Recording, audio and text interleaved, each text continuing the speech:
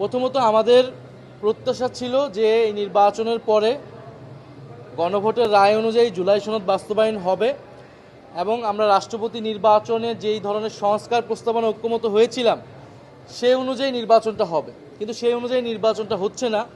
ফলে সেই জায়গায় আমরা আমাদের যে সংস্কারের আকাঙ্ক্ষা সেই আকাঙ্ক্ষাটায় ধাক্কা খেয়েছে। কিন্তু তারপরও এই নির্বাচনে আমরা বিরোধী দলের জোট থেকে প্রার্থী দিয়েছি, আমরা অংশ নিয়েছি, কারণ আমরা অপ্রতিদ্বন্দ্বীভাবে প্রতিযোগিতা ছাড়া আমরা চাইনি যে সরকার দল এককভাবে তার দলীয় কোনো প্রার্থীকে নির্বাচিত করে ফেলুক। আমরা জনগণের কাছে একটা রাজনৈতিক বার্তা দেওয়ার জন্যই এই নির্বাচনে প্রার্থী দিয়েছি এবং অংশগ্রহণ করেছি এবং আমরা মনে করি যে এখানে সবাই স্বাধীনভাবে ভোট প্রদান করবে। এবং যেহেতু এটা অধিবেশন নয়, এখানে কিন্তু এর আগে চিফ হুইপ একটা বক্তব্য দিয়েছিলেন যে ৭০ অনুচ্ছেদকে কেন্দ্র করে, ফলে সেই ৭০ অনুচ্ছেদ সংস্কার হবে, এটাও কিন্তু সকলের প্রত্যাশা ছিল, ঐক্যমত ছিল।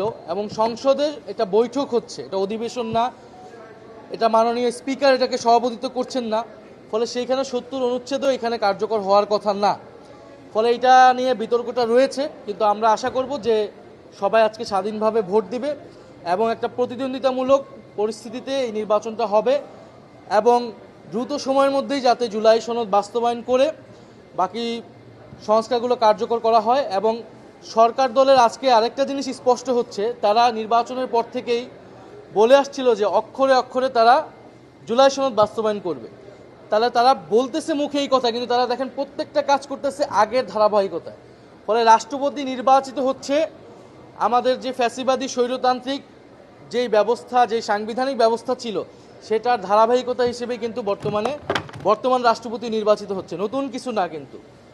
ফলে এই রাষ্ট্রপতি নির্বাচন আরেকটি বার্তা জনগণকে কাছে দিচ্ছে যে এই সরকার আসলে মুখে জুলাই সনদ, গণভোট বা সংস্কারের কথা বললেও আদতে তারা পুরনো স্বৈরতান্ত্রিক সাংবিধানিক ধারাবাহিকতায় বজায় রাখতেছে।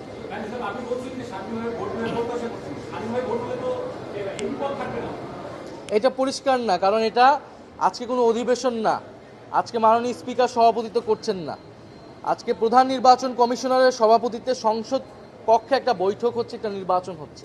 ফলে এখানে সবাই স্বাধীনভাবে ভোট দিবে। বিরোধী দল হিসেবে তো আপনারা তো আপনাদের প্রার্থী নাও দিতে পারতেন, এই যে দিলেন এটা আসলে গণতন্ত্রের জন্য কতটা সুবাতাস বয়ে আছে?